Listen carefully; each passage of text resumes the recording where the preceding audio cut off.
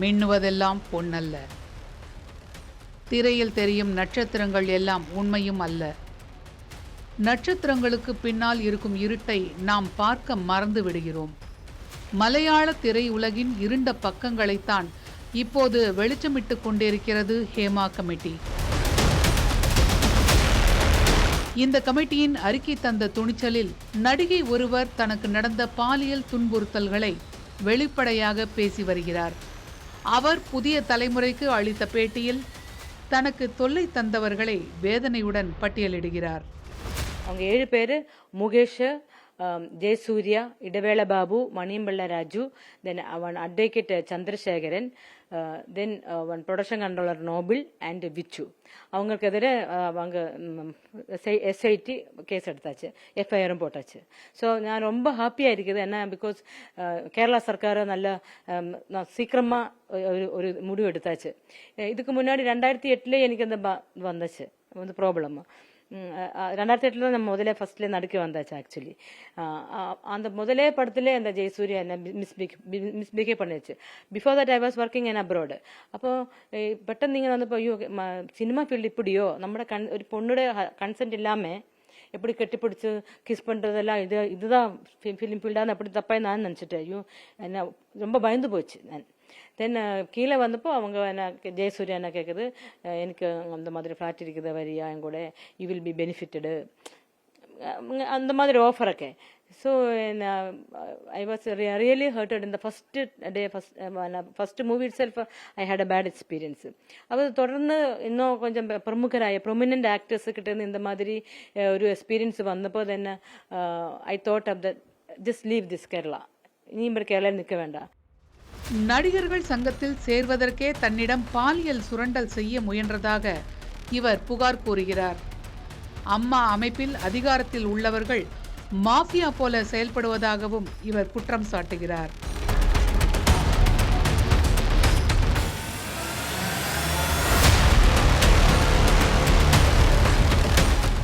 Membership கிடைக்கனா minimum 3 மூவியில் act பண்ணணும். நான் 3 இல்லை 6 மூவியில் ஆக்ட் பண்ணதுக்கப்புறம் நான் மெம்பர்ஷிப் கேட்டப்போ இவங்க என்ன சொல்லுது, பெட் ஷேர் பண்ணணும். அப்போ இவங்க 4 பேரும் சொல்லியாச்சு, ஜெயசூர்யா, முகேஷ், மணியம், இவங்க எல்லாம் என்கிட்ட பெட் ஷேர் பண்ண நான் சொல்லிட்டு இருந்தேன். How dare there. ஆனால் நான் I was new to film ஃபீல்ட்னால அதுக்கப்புறம் தான் தெரிஞ்சு இவங்க அம்மா அசோசியேஷனில் எக்ஸிக்யூட்டிவ் கமிட்டி மெம்பர்ஸ் தான் தெரிஞ்சது. அதனால பாரு அவங்க எவ்வளோ ஃப்ரீடம் எடுத்தது. அம்மா அசோசியேஷன் ஒரு பெர்ஃபெக்ட் ஆர்கனைசேஷன் அல்ல. அப்படி இருந்தா இந்த மாதிரி இப்போ நான் உங்களுக்கு முன்னாடி உட்காந்துருக்க மாட்டேன், இந்த மாதிரி இன்சிடென்ட்ஸ் நடந்திருக்க மாட்டேன். ஆக்சுவலி அண்மையில் ஒரு சீனியர்ஸ் மாஃபியா மாதிரி தேவர் டாமினேட்டிங் அம்மா அசோசியேஷன். அதெல்லாம் எப்பவும் சேஞ்ச் பண்ணிட்டு இருக்கணும், லேடிஸ் வரணும். இப்போ பிரசிடென்ட் ஒரு புருஷனாக இருந்தால் செக்ரட்டரி ஒரு பொண்ணாக இருக்கணும். அந்த மாதிரி இருந்தால் எல்லா ஆர்டிஸ்ட்டுக்கும் அவங்களுக்கு என்ன கிரீவியன்ஸ் இங்கே வந்து ஓப்பனாகி சொல்லலாம், அவங்களுக்கு சோல்வ் பண்ண முடியணும். சோல்வ் பண்ண முடியுന്ന ஆளுக்கு தான் அங்கே உட்கார முடியணும். அல்லாது எந்த ப்ராப்ளம் வந்தாலும் பேசாமல் நான் பெரிய செலிபிரிட்டி, நான் அதெல்லாம் பேச மாட்டேன் அப்படி இருந்தால் எப்படி? அப்போது those who have courage they should come forward. அதான் அப்போ இது this is for good. Actually cleansing நடந்துட்டு இருக்குது. இப்போ என்ன வேணும், நியூ ஜெனரேஷன் ஷுட் கம். பாலியல் புகார்கள் அடுக்கடுக்காக வெளியாகி வருவதை அடுத்து 7 பேர் கொண்ட சிறப்பு புலனாய்வு குழுவை கேரள அரசு அமைத்துள்ளது. இக்குழு தற்போது விசாரணையை தொடர்ந்து வருகிறது. இக்குழுவிடம் பாதிக்கப்பட்ட நடிகைகள் புகார்களை தெரிவித்து வருகிறார்கள்.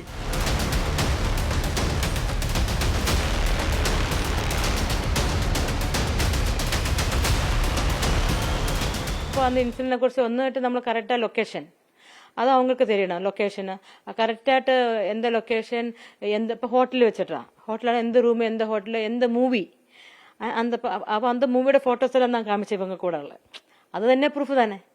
இந்த மூவி தான் அவங்க கூட இருக்கிற ஃபோட்டோ, இதுக்கு தொட்டு முன்னாடி தான் அவங்க பண்ணிது. அப்போ அவங்க ட்ரெஸ் வர எனக்கு சொல்ல முடியுது, பிகாஸ் ஃபோட்டோஸ் எல்லாம் இருக்குது, வீடியோஸ் இருக்குது. அப்போ அவங்களுக்கும் தெரிஞ்சது இந்த மாதிரி இன்சிடென்ட் நடந்துருக்குது. காரணம் ஐ ஆம் தேர்னும் இந்த மாதிரி ஃபிலிமில் ஆக்ட் பண்ணியிருக்கிறது. ஸோ பொண்ணோட மொழி கொடுத்தா அது கண்டிப்பாக கேஸ் எடுக்கணும். அது அப்படிதான். கம்ப்ளைண்ட் கொடுக்க என்னுடைய பொறுப்பு. ஜஸ்டிஸ் எனக்கு வேணும். ജസ്റ്റിസ് കൊടുക്കേണ്ടത് ആരുടെ പൊறுപ്പ്? സർക്കാരുടെ. லோ தானே, கோர்ட்டு தானே கொடுக்கணும். ஸோ அது அவங்களோட ரெஸ்பான்ஸ். புகார்களின் பேரில் நடிகரும் மார்க்சிஸ்ட் எம்எல்ஏவுமான முகேஷ் மீது வழக்கு பதிவு செய்யப்பட்டுள்ளது. அதேபோல நடிகர் ஜெயசூர்யா மீது இருவேறு வழக்குகள் பதியப்பட்டுள்ளன. நடிகர் சித்திக் மீதும் இயக்குனர் ரஞ்சித் மீதும் வழக்குகள் பாய்ந்துள்ளன. இதையடுத்து சித்திக் அம்மாவின் பொதுச் செயலாளர் பதவியிலிருந்து விலகியுள்ளார். மேற்குவங்க நடிகை அளித்த புகாரில் இயக்குனர் ரஞ்சித் கேரள அரசின் சலச்சைத்ரா அகாடமியின் தலைவர் பதவியிலிருந்து விலகினார். மலையாள திரை உலகை ஆட்டம் காண வைத்துள்ள இந்த புகார்களை அடுத்து கேரள நடிகர்கள் சங்க கூட்டமைப்பான அம்மாவின் தலைவர் பதவியிலிருந்து நடிகர் மோகன்லால் ராஜினாமா செய்தார். அவரைத் தொடர்ந்து அம்மாவின் நிர்வாகிகள் அனைவரும் கூண்டோடு ராஜினாமா செய்தனர். குற்றம் சாட்டப்பட்டவர்கள் மீது நடவடிக்கை எடுக்காமல் பதவியை விட்டு விலகி ஓடுவது கோழைத்தனமான செயல் என்று நடிகை பார்வதி திருவோத்து உள்ளிட்டோர் கடுமையாக குரல் எழுப்பியிருக்கிறார்கள். ஹேமா கமிட்டி அறிக்கைக்கு பிறகும் எந்த நடவடிக்கையும் இல்லாமல் மலையாள திரை உலகம் மௌனம் காப்பதற்கு அறச்சீற்றம் உள்ள நடிகர் நடிகையர் குரல் கொடுத்து வருகிறார்கள். இத்தனைக்கும் பிறகும் ஃபிஃப்கா எனப்படும் பிலிம் எம்ப்ளாயீஸ் ஃபெடரேஷன் ஆஃப் கேரளாவின் பிரிவான இயக்குநர்கள் சங்கம் எந்த கண்டன குரலும் எழுப்பாமல் அமைதி காப்பதாக கூறி பிரபல இயக்குனர் ஆஷிக் கபூர் அந்த சங்கத்திலிருந்து விலகுவதாக அறிவித்திருக்கிறார். ஃபிஃப்காவின் பொதுச் செயலாளரான உன்னிகிருஷ்ணன் இதுவரை எந்த கருத்தும் கூறாமல் அமைதி காப்பதாக பல உறுப்பினர்களும் கொந்தளித்துள்ளனர். மலையாள திரை உலகை உலுக்கி எடுக்கும் இந்த விவகாரத்தில் மேலும் பல நடிகைகள் தங்கள் குரலை உரத்து ஒலிக்க தொடங்கியுள்ளனர். இளம் நடிகை ஷிவானிபாய் தனக்கு இப்படி ஒரு தொல்லை நேர்ந்த போது அனைவரும் தன் பக்கம் நின்று ஆதரவு தெரிவித்ததாக கூறுகிறார். ஒரு 5 பேர் வந்தா 5 பேரும் உண்மைதான் சொல்றேன்னு எனக்கு அதுல இருந்து கண்டுபிடிக்க முடியும். உங்களுக்கு நடந்திருக்கா மேடம்? நீங்க முக்கியமான படங்கள் நடிச்சிருக்கீங்க, உங்களுக்கு இந்த மாதிரி விஷயம் நடந்திருக்கா? நீங்க என்ன பண்ணீங்க? அந்த மாதிரி ஒரு மீன்ஸ் ஒரு படம் கொடுக்குறேன், நீ எனக்கு அதுக்கு பதிலாக இது கொடு அப்படின்னு யாரும் எங்கிட்ட கேட்கல. அதுக்கு ஒரு ஒரு செட்டில் இந்த மாதிரி கதகை நாக் பண்ணிட்டு நாங்கள் ஓப்பன் பண்ணும்போது யாருமே இல்லை. அந்த மாதிரி 2-3 வாட்டி பண்ணி 3rd டைம் நாங்கள் பார்த்தோம், அது ஒரு ஆர்டிஸ்ட்னு பார்த்தோம். ஸோ அது நாங்கள் அப்போவே கம்ப்ளைண்ட் பண்ணி அதுக்கு அப்போவே அதுக்கு சொல்யூஷன் கிடைச்சேன். அப்புறம் அது அந்த மாதிரி ஒரு டிஸ்டர்பன்ஸ் எனக்கு வந்ததே கிடையாது. இல்லை இல்லை, நாங்கள் ஒரு படம் ஒன்றா ஒர்க் பண்ணிட்டு இருந்தோம்.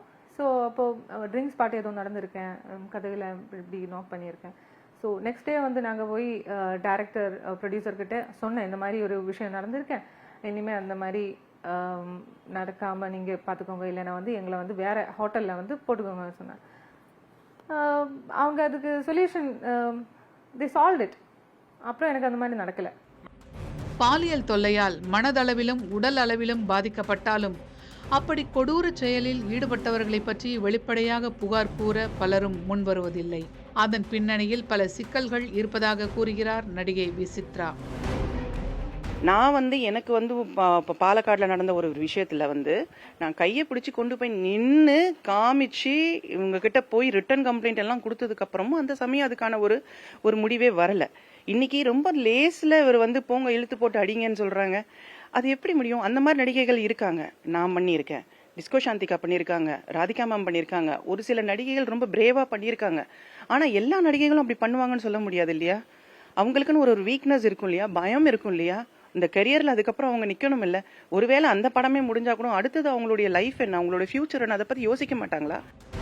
தெலுங்கு திரை உலகில் தனக்கு இப்படி ஒரு பாதிப்பு நேர்ந்த போதும் நேரடியாக முறையிட்ட போதும் திரையுலகைச் சேர்ந்தவர்கள் உதவவில்லை என்றும் பிக் பாஸ் நிகழ்ச்சியில் சொன்னபோது பலரும் ஆதரவு தெரிவித்தாலும் முன்னணி நடிகர் நடிகையர் ஆதரவு குரல் எழுப்பவில்லை என்றும் கூறுகிறார் நடிகை விசித்ரா. எனக்கான பிரச்சனைகள் நான் சொல்லியிருந்தேன் நான். ஆனால் வெளியில் நான் வந்ததுக்கப்புறம் பார்த்தப்போ நிறைய பேர் அதுக்காக சப்போர்ட் பண்ணி பேசியிருந்தாங்க, பப்ளிக் சப்போர்ட் நிறைய இருந்தது. ஆனால் சினிமா துறையிலேருந்து ஒரு கன்சர்ன்ட் முக்கியமான ஒரு பதவியில் உள்ளவங்களோ அப்படி யாரும் இல்லை, ஒரு முன்னணி நடிகைகளோ நடிகர்களோ யாருமே அதுக்கு ஒரு சப்போர்ட்டிவாக கூட இல்லை, ஒரு கன்சர்ன்டாக கூட ஒரு ஃபீல் பண்ணி கூட யாருமே பேசலை. ஆல்மோஸ்ட் ஓரளவுக்கு ஒரு செகண்டரி லெவலில் இருந்த நிறைய ஆர்டிஸ்ட் நிறைய பேர் பேசியிருந்தாங்க. நேரில் வந்து பேசுகிறாங்க, நேரில் வந்து உங்களுக்கு இப்படி நடந்ததுக்கு எனக்கு ரொம்ப வருத்தமாக இருக்குங்க அப்படின்னு மோஸ்ட்லி நான் யாரை நான் மீட் பண்ணுறேனோ அவங்க எல்லாருமே சொல்லியிருக்காங்க. ஆனால் ஒரு ஒரு என்ன சொல்றது, இது வந்து ஒரு பரபரப்பா பேசப்பட்டது அப்படின்னு சொன்னாங்க. அது வந்து ஒரு பெரிய இஷ்யூவா ஆச்சு. இது வந்து அந்த அளவுக்கு வந்து தெலுங்குல, ஆந்திராலையும் சரி, தமிழ்நாட்டிலையும் சரி, கேரளாலையும் சரி, எல்லாத்துலயும் வந்து பரவலா ரொம்ப இதுவா பேசப்பட்டது, பரபரப்பா பேசப்பட்டது அப்படின்னாங்க. பட் அந்த சமயம் கூட ஒரு கரெக்டான ஒரு பதிலோ இல்லை ஏன் அப்படி நடந்ததுன்ற ஒரு அனாலிசிஸோ அது எதுவுமே நடக்கல. ஸோ அது எனக்கு கொஞ்சம் வருத்தமா இருந்தது.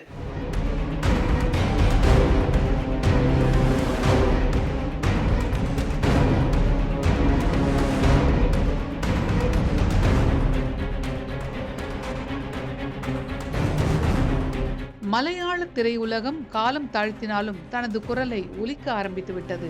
இச்சூழலில் தமிழ் திரையுலகில் இதுபோன்ற காஸ்டிங் கவுச் பிரச்சனைகள் இருக்கிறதா? ஹேமா கமிட்டியின் அறிக்கையில் சொல்லப்பட்டது என்ன?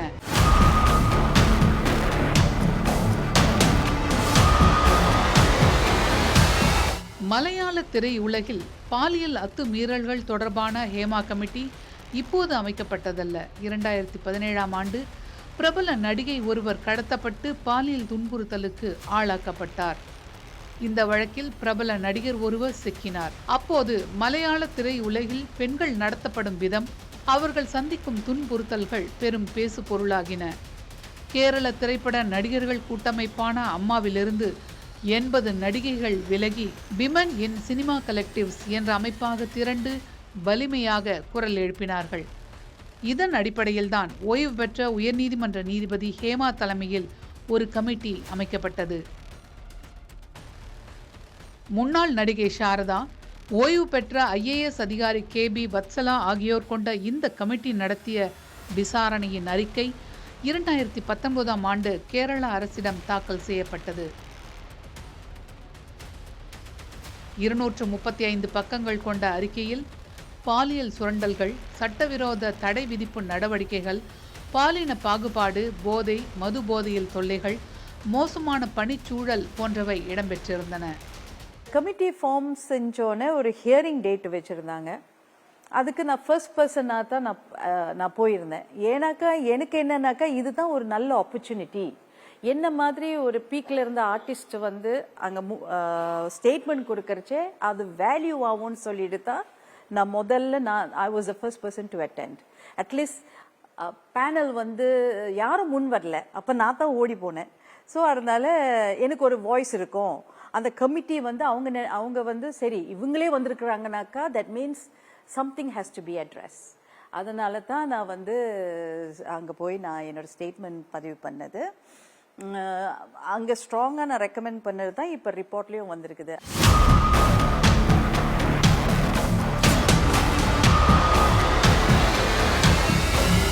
தாக்கல் செய்யப்பட்டு 5 ஆண்டுகளில் இந்த அறிக்கை மீது கேரள அரசு எந்த நடவடிக்கையும் எடுக்கவில்லை.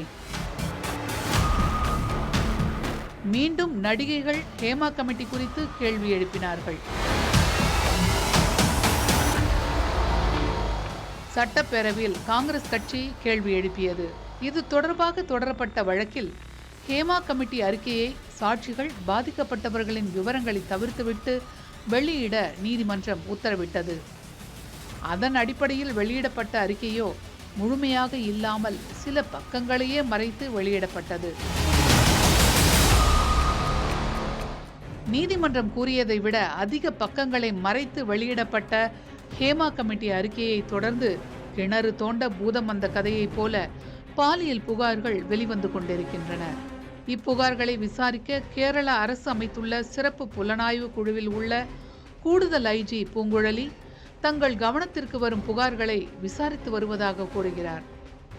ஸ்பெஷல் இன்வெஸ்டிகேஷன் டீம் பொறுத்த வரைக்கும் கேரளா கவர்மெண்ட் என்ன பண்ணியிருக்காங்கன்னா ஒரு 4 விமன் IPS ஆஃபீஸர்ஸும் 7 பேரோட டீம் உண்டாக்கியிருக்காங்க. எங்களோட டியூட்டின்னு சொல்கிறது இந்த மாதிரி வந்து கம்ப்ளைண்ட்ஸ் ரைஸ் பண்ணுறாங்க. சினிமா மேഖലயில் நடக்கிற செக்ஷுவல் அப்யூஸ், செக்ஷுவல் ஹராஸ்மெண்ட் இது போல் இருக்கிற கம்ப்ளைண்ட்ஸு எங்களுக்கு கொடுக்கலாம்.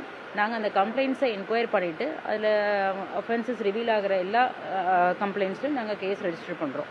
அப்போ அவங்களோட ஸ்டேட்மெண்ட் எடுப்போம். அவங்க ஸ்டேட்மெண்ட் எடுத்துகிட்டு யார் யாருக்கெல்லாம் சமீபிக்க முடியுமோ அவங்கள்ட்ட நாங்கள் நிறைய டீம்ஸ் நாங்கள் ஃபார்ம் பண்ணியிருக்கோம். ஒரு டிஸ்ட்ரிக்ட்லையும் ஃபார்ம் பண்ணியிருக்கோம். அப்போ அவங்க ஸ்டேட்மெண்ட் எடுப்பாங்க. ஸ்டேட்மெண்ட் எடுத்துகிட்டு கன்சர்ன் ஸ்டேஷனில் கொடுத்து நாங்கள் எஃப்ஐஆர் ரெஜிஸ்டர் பண்ணி கேஸ் இன்வெஸ்டிகேஷன் பண்ணுறதான் எங்களோட பிரதானப்பட்ட வேலை.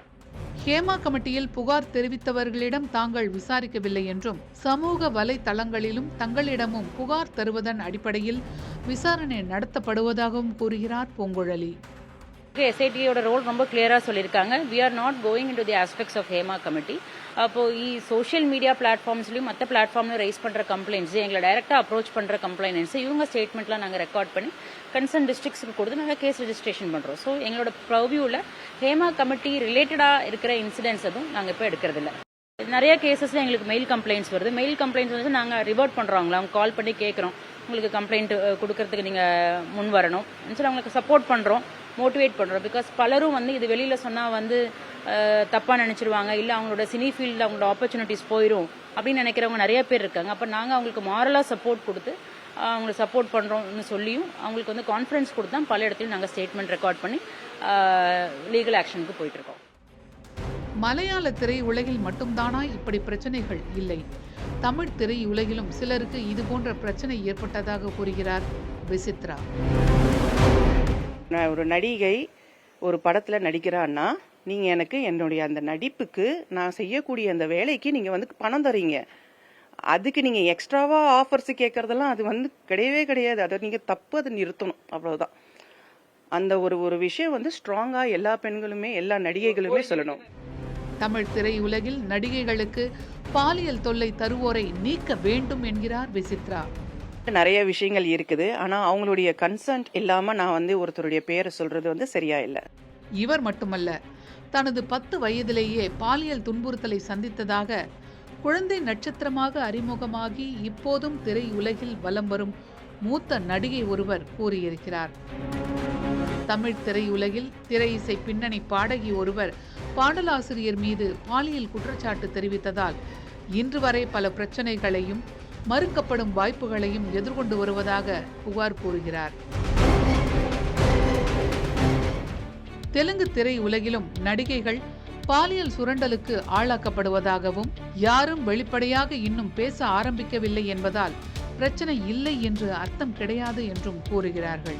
இப்போது கூறப்படும் புகார்கள் கூட சில பல ஆண்டுகளுக்கு முற்பட்டது என்ற குரல்களும் இருக்கின்றன. ஆனால் மீ டூ என்ற இயக்கத்தால் தான் சர்வதேச அளவில் நீதி கிடைத்ததாக சுட்டிக்காட்டுகிறார் முதல் மரியாதை நடிகை ரஞ்சனி. நீங்க எடுத்து பாருங்க, இப்ப ஹார்வி வைன்ஸ்டைன், மிராமேக்ஸ், அவரு பண்ண நான்சென்ஸ்னால தான் இந்த மீ டூ மூவ்மெண்ட் வந்தது இந்த ஹாலிவுட்ல. ஸோ அதுக்கப்புறம் என்னாச்சு? அவர் இப்ப ஜெயிலில் இருக்கிறாரா இல்லையா? எத்தனை வருஷம் கமிட் பண்ணது அது அங்க கன்விக்ட் ஆகி அவர் இப்ப ஜெயிலில் ஒன்றும் இருக்கிறாரு. சீரியஸ்லி இஸ் தே. அப்படி ஒரு பவர்ஃபுல் மேனை வந்து இந்த லேடிஸ் எல்லாம் எடுத்த ஒரு ஜஸ்டிஸ் அவங்களுக்கு கிடைச்சது. அந்த மாதிரி இருக்கிறச்சே இங்க வந்து ஏன் அதை செய்ய முடியாது? 10 வருஷமா இருக்கட்டும், 20 வருஷமா இருக்கட்டும், கிரைம் இஸ் அ கிரைம். இத்தனை ஆண்டுகள் சொல்லாமல் இப்போது சொல்வதன் நோக்கம் என்ன என்று கேட்பவர்களுக்கு ஹேமா கமிட்டி வெளியானதால் ஏற்பட்டுள்ள நம்பிக்கையை காரணமாக சுட்டிக்காட்டுகிறார்கள் நடிகைகள். இப்படி ஒரு தொல்லை நடந்ததென்று தைரியமாக பெண்களால் சொல்லிவிடக்கூடிய அளவிலா நமது சமூக சூழல் இருக்கிறது? எப்போதும் முதல் கேள்வி பாதிக்கப்பட்ட பெண்ணை நோக்கிதானே இருக்கிறது. இப்போதும் அந்த நடிகை ஏன் இப்போது சொல்கிறார்? பணம் பறிக்கவா? முன்பே கூறாதது ஏன்? வாய்ப்புகளுக்காகவா என்றுதானே அடுக்கடுக்காக கேள்விகளை எழுப்புகிறார்கள். இத்தனை நாள் மனதில் போட்டு புதைத்து புழுங்கிக் கொண்டிருந்த வேதனையை அவர் கொட்டியிருக்கிறார். இதனால் அவர் பட்ட மன உளைச்சல் எவ்வளவு என்று சொல்பவர்கள் எத்தனை பேர்? திருச்சி NIT விடுதியில் மாணவியின் அறைக்குள் வந்த ஒப்பந்த பணியாளர் ஒருவர் பாலியல் அத்துமீறலில் ஈடுபட்ட போது அந்த வார்டன் கேட்ட கேள்வி என்ன? இப்படி உடை அணிந்தால் அப்படித்தான் நடப்பார்கள் என்பதுதானே.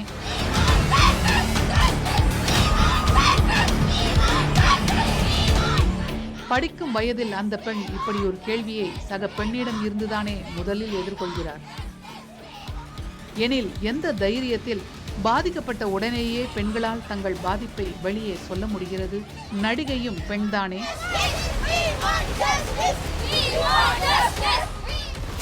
வெறும் தசை பிண்டமல்லவே. அவர்களுக்கு மட்டுமல்ல, அனைத்து பெண்களுக்கும் பாதுகாப்பான பணிச்சூழலை உருவாக்க வேண்டியது நிறுவனங்களின் கடமைதான். பாதிக்கப்படும் பெண்களுக்கான நீதியை பெற்றுத்தர வேண்டியது அரசுகளும் நீதித்துறையின் கடமையும் தான்.